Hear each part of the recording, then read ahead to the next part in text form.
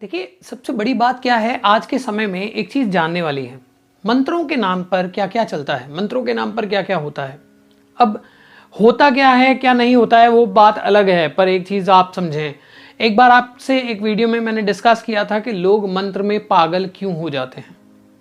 पागल क्यों हो जाते हैं, कारण क्या है, किस कारण उनकी मानसिक स्थिति खराब हो जाती है, किस तरह से वह दर दर भटकते हैं। आपने भी, अगर आप साधक हैं, अगर आप इस साधना क्षेत्र में जाते आते हैं, लोगों से मिलते हैं, तो आपने बहुत सारी कहानियां सुनी होंगी कि वो व्यक्ति वो सिद्धि करने गया था और वो पागल हो गया, या फिर इस प्रकार से वो व्यक्ति जो है उसने कोई साधना की थी और वो पागल हो गया, या ये किसी तरह की साधना करता था, अचानक से इसकी मानसिक स्थिति खराब हो गई, या ये कोई शमशान साधना करता था, या ये कोई और साधना करता था, किसी बीज मंत्र की साधना करता था। ऐसी बहुत सारी कंप्लेंट्स हमें भी आती हैं। बीइंग अ हीलर हम भी, यानी मैं मंत्रा का एक्सपर्ट हूँ, तो कुछ लोग जो हैं मित्रगण जो मुझसे जुड़े हुए हैं वो जानते हैं इस बात को, और वो अपनी प्रॉब्लम्स लेके आते हैं। कंसल्टेशन बेसिस पे भी हम लोगों को ये हेल्प करते हैं। परंतु कारण क्या है, सोचने वाली बात है कि कारण क्या है।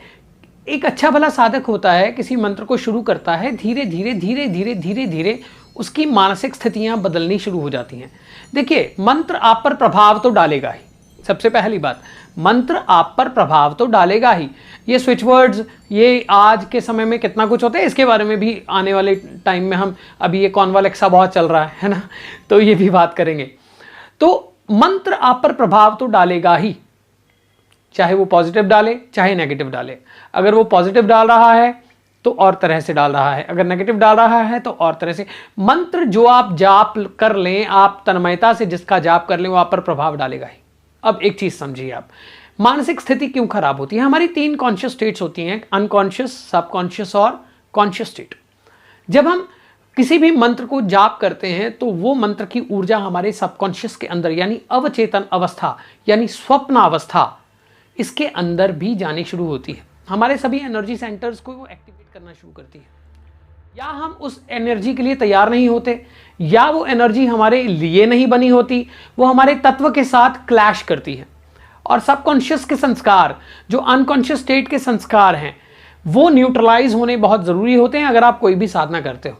जब आप कोई भी साधना करते हो तो इसीलिए आपको कहा जाता है कि बिना गुरु के साधना ना करें। अदरवाइज ऐसी कोई बात नहीं, आप कर सकते हैं। परंतु जब आप कुछ बिना जाने किसी मंत्र को पकड़ लेते हैं, जब उस मंत्र को पकड़ते हैं, तो वो ऊर्जा आपकी जीवन की दिनचर्या, जो दैनिक आपकी दिनचर्या है, उस पर तो प्रभाव करती ही है, उसके साथ में आपके आने वाले फ्यूचर पर भी प्रभाव करती है, क्योंकि प्रेजेंट से ही फ्यूचर बनता है। जो पहले बीत चुका है वो भी कभी प्रेजेंट ही था। आज आप जहां खड़े हो, अगर आपके अंदर वह कामना उठी है, इच्छा उठी है कि मुझे साधना करनी है, तो इसीलिए उठी है क्योंकि वो पास्ट से कहीं ना कहीं उसका बीजारोपण हुआ है।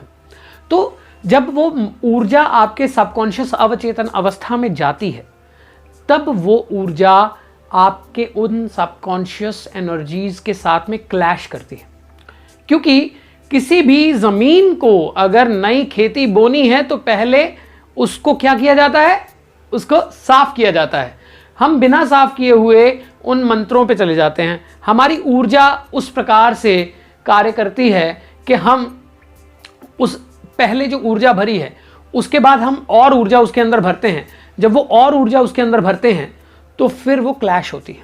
जब क्लैश होती है तो वह ऊर्जा एक द्वंद्व ला देती है, एक ड्यूअलिटी ला देती है, मानसिक द्वंद्व ला देती है। सबसे पहली चीज आपको पता है कि मंत्रा एक मेडिसिन भी है, और मेडिसिन ओवरडोज हो जाए तो भी वो खराब करती है, ठीक है।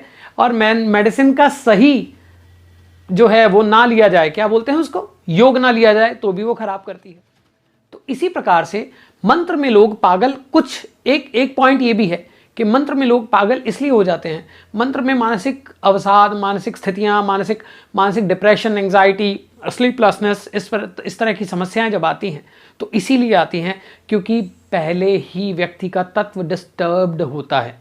उसके एनर्जी सेंटर्स या तो बहुत ज़्यादा एक्टिवेटेड होते हैं या कम एक्टिवेटेड होते हैं। बैलेंस करना नहीं आता है। हर मंत्र का अपना एक न्यूट्रलाइजर होता है, हर मंत्र की अपनी एक अपान होती है ना। जो साउंड हम आज बोल रहे हैं उसकी भी एक अपान हमारे अंदर क्रिएट हो रही है, और उस अपान को यदि साफ नहीं किया जाए तो मानसिक द्वंद्व आते ही हैं। मैं ये नहीं कहूँगा कि मंत्र में लोग पागल हो जाते हैं, मैं ये नहीं कहूँगा, परंतु होते भी हैं, ये फैक्ट है। मैंने अपने साधना काल में बहुत सारे लोग देखे हैं, ठीक है। परंतु मानसिक अवसाद इन कारणों से आते हैं। हम कोई भी यूट्यूब से वीडियो देख लेते हैं, हम कोई भी किताब से मंत्र ले लेते हैं, हम कोई भी कहीं से भी साधना पकड़ लेते हैं, और वो साधना पकड़ने के बाद क्या होता है, हम तन्मयता से, देखिए जब साधक उस ऊर्जा की ओर जाता है ना तो पूरे जोश के साथ जाता है, चाहे वो किसी भी उम्र का है। वो कोशिश करता है कि मैक्सिमम उसको ले सके, उस ऊर्जा को प्राप्त कर सके। परंतु जब तक वो एनर्जी बैलेंसर नहीं जानता है तब तक इसके साइड इफेक्ट्स आते हैं। इसलिए मंत्र में लोग पागल इसलिए हो जाते हैं, या तो वो ऐसी कोई साधना उठा लेते हैं जिसमें कि उनका जो बेसिक जो नेचर है वो मैच नहीं करता, या कोई ऐसी साधना उठा लेते हैं, कोई तांत्रिक साधना उठा लेते हैं, कोई मांत्रिक साधना उठा लेते हैं जिससे कि उनकी लाइफ में अवसाद आते हैं। तो इसलिए जपें, जाप करें, पाठ करें, पर बहुत